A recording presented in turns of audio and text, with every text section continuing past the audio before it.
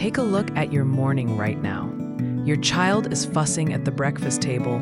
You're already running 10 minutes late, and without thinking, you slide your phone across the counter, tap play on their favorite show, and just like that, silence. That moment happens in millions of homes every single morning, and most parents never stop to ask the one question. That changes everything. What are these small, ordinary decisions actually doing to my child's developing brain? Here's what child neuroscience makes clear. A child's brain is not a passive receiver that simply soaks up the world.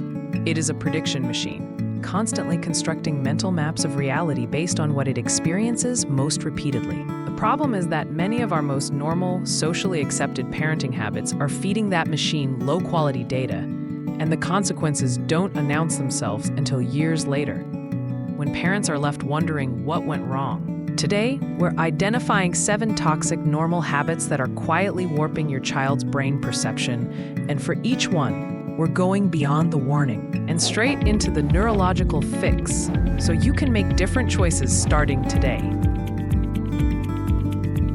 Stay with me all the way to number 4, because that habit is driven entirely by love. And research shows it is quietly building learned helplessness inside your child's brain without you ever suspecting it. Let's start with the habit almost every parent reaches for without a second thought, and the one doing far more damage than most people realize. Habit number 1 is called the digital pacifier, and you've used it because we all have.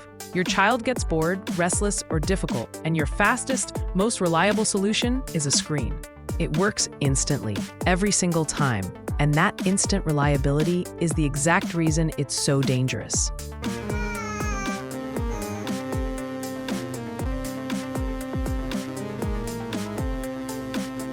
Here's what's happening underneath the surface. When you use a screen to resolve your child's boredom, you are training their brain that it should never have to tolerate a lack of external stimulation. And that training destroys something critical: the habit of internal alertness. Boredom is not a problem to solve. It is a vital neurological state, the brain's waiting room before creativity walks through the door. And every time a screen eliminates that wait, you rob your child of the mental process that builds imagination and focus. Each time the screen appears on cue, you also raise what researchers call the child's dopamine floor, their baseline threshold for stimulation, meaning the natural world, a book, a conversation, a teacher's voice, starts to feel painfully slow and unstimulating by comparison. The fix isn't a screen ban. It's what I call micro-boredom practice. The next time you're in a waiting room or a slow car ride, resist the urge, and instead try an observation game.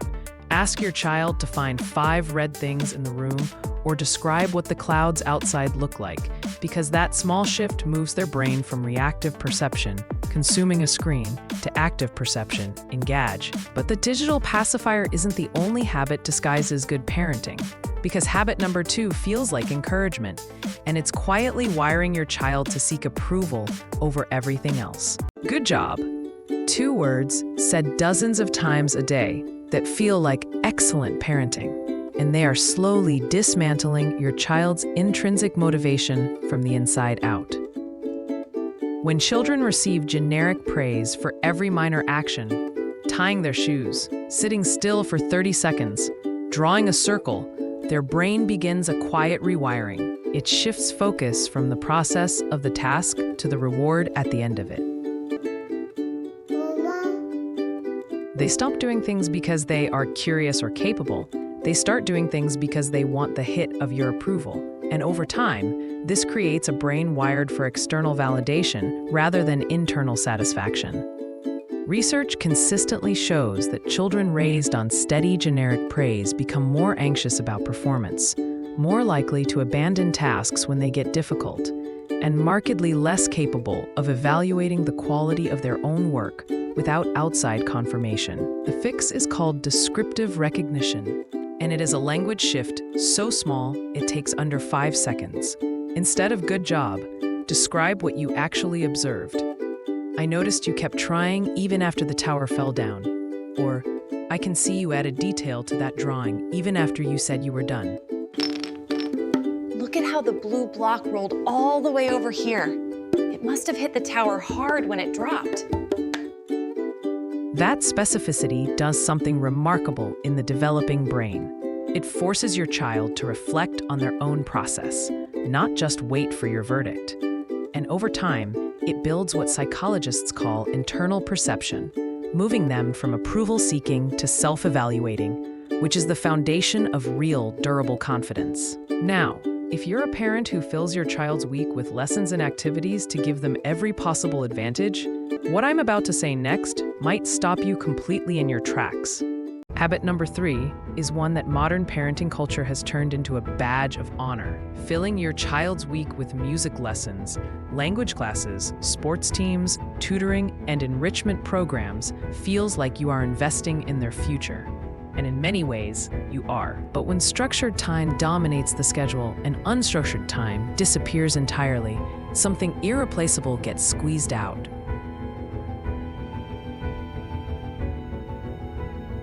Something neuroscientists call the default mode network. The default mode network is the brain's daydreaming state, a specific neural system that only activates when the brain is not engaged in a goal-directed task. And this is the brain state where some of the most critical development of your child's life is actually taking place.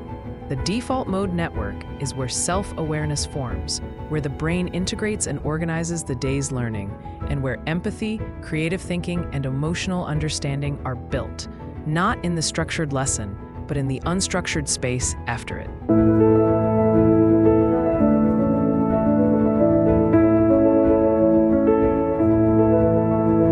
If this is giving you a new way to think about your child's development, subscribe and hit the bell.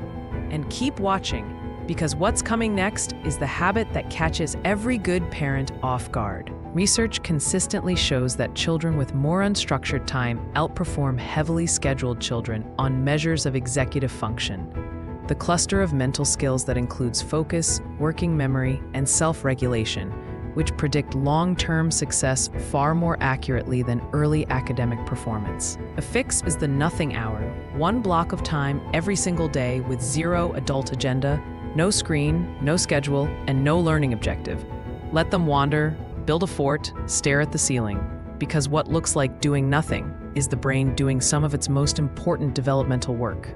But overscheduling isn't the only habit that looks like excellent parenting on the surface.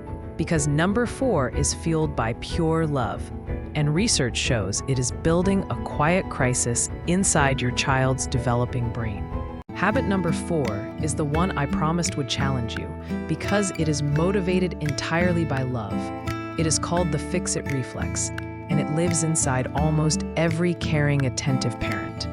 Your child is struggling with a puzzle, a zipper, a tricky social situation, they're frustrated, close to tears. And every instinct in your body tells you to step in, Try turning it the other way. Make it stop. That instinct is not wrong, but acting on it every single time your child encounters friction teaches their brain one of the most limiting lessons it can absorb. Struggle means stop and wait for rescue. When a parent consistently solves the problem, the child's brain never builds the neural pathway that says, I can figure this out. Instead, it builds the pathway that says, I am someone who waits for help. And developmental researchers call this learned helplessness, a pattern that does not stay contained to puzzles, but spreads into every area of the child's life. The fix is called the strategic struggle, and it starts with one rule, the 10-second pause. When your child is stuck, count silently to 10 before saying a single word. And in that silence, let the brain do what it was designed to do. Then, instead of solving the problem for them, offer a cognitive scaffold. Ask, what have you already tried? Or, what do you think would happen if you tried it a different way? You keep their brain engaged with the problem, and in doing so, you wire them to see themselves as solvers, not as people waiting to be saved, which is one of the most powerful gifts a parent can give. Now let's talk about 2 habits hiding in the everyday texture of your home and your mornings. Things so ordinary, you've probably never questioned them, but both are quietly working against your child's brain. Habit number 5 is the background noise default, and in most modern homes, something is always on. a television running in another room, music streaming from a speaker, a podcast playing while dinner is made, and it feels like atmosphere, like comfort, like perfectly normal home life. But for a child whose brain is still in the middle of learning how to filter the world. Constant background sound is not atmosphere, it is sensory pollution. A young child's auditory system is engaged in a critical developmental process, learning to distinguish signal from noise, to identify what matters from what doesn't. And when the brain is surrounded by perpetual background sound, it never gets the chance to properly calibrate that system. Auditory research consistently identifies this as a significant contributor to attention and focus difficulties in children, not because something is neurologically wrong, but because the brain has been so chronically overwhelmed that it has simply stopped trying to filter at all. A fix is deliberate silence. Turn off anything not being actively watched or listened to, and once in a while, try the quiet awareness check. Ask your child, what's the softest sound you can hear right now? You're not just creating calm. You're sharpening the brain's signal detection and making your child more capable of focusing on what actually matters. What's the softest sound you can hear? Habit number 6 is the morning soundtrack of modern parenting. Hurry up, we're late, get your shoes on now. And repeated daily, this is not just family stress. It is chronic, low-grade cortisol exposure that keeps the child's threat detection system activated and their prefrontal cortex, the seat of calm reasoning and awareness, consistently suppressed. The fix is straightforward. Use a visual timer, anything that makes time visible to a young brain. Because children cannot process time the way adults do, and when they can see it disappearing, rather than just hear you announce it with urgency, time transforms from invisible pressure into something manageable. And that one shift lowers the cortisol spike that shapes your child's entire day. And the final habit on this list is, in many ways, the most quietly damaging of all, because it happens in the moments when we are trying the hardest to be the best parents we can be. Habit number 7 is called dismissive emotional labeling, and it sounds like this. Your child is crying hard over something that feels enormous to them, and you say, "You're fine, it's not a big deal, stop being so upset." Or they're angry, and you say, "Calm down, there's nothing to be angry about." These words come from love and from a genuine desire to move your child past discomfort as quickly as possible. But what they teach the developing brain is deeply damaging. When a child is told their feelings are wrong, they don't learn to regulate those feelings. They learn to distrust them. There's no reason to be upset. Developmental psychologists call this the erosion of interoceptive awareness, the brain's capacity to perceive, name, and respond to its own internal signals. And children who consistently have their emotional experiences dismissed don't become less emotional over time. They become less able to understand and communicate what's happening inside them. Research consistently links this early pattern of emotional suppression to anxiety, difficulty regulating feelings in social situations, and the adult habit of emotional numbing under stress, all of it traceable back to childhood moments when someone said, "You're fine," instead of "Tell me what it feels like." The fix is called the awareness bridge, and it takes 30 seconds. Instead of correcting how your child feels, help them locate the feeling in their body. It looks like your chest feels tight right now, or your heart is beating really fast, because naming the physical sensation of an emotion moves the brain from the reactive amygdala to the prefrontal cortex, the thinking brain. It's okay to feel this way. Put your hand here and feel it. That shift from feeling to naming, from reaction to observation, teaches your child to watch a feeling without being consumed by it. And that skill, learned early and practiced often, is the foundation of emotional intelligence, and one of the greatest gifts you can build into a child's brain before they ever set foot in a classroom. These 7 habits, the digital pacifier, the approval loop, the overscheduled life, the fix-it reflex, sensory saturation, chronic cortisol, and dismissive labeling, are all considered normal in our culture, and society has validated every single one.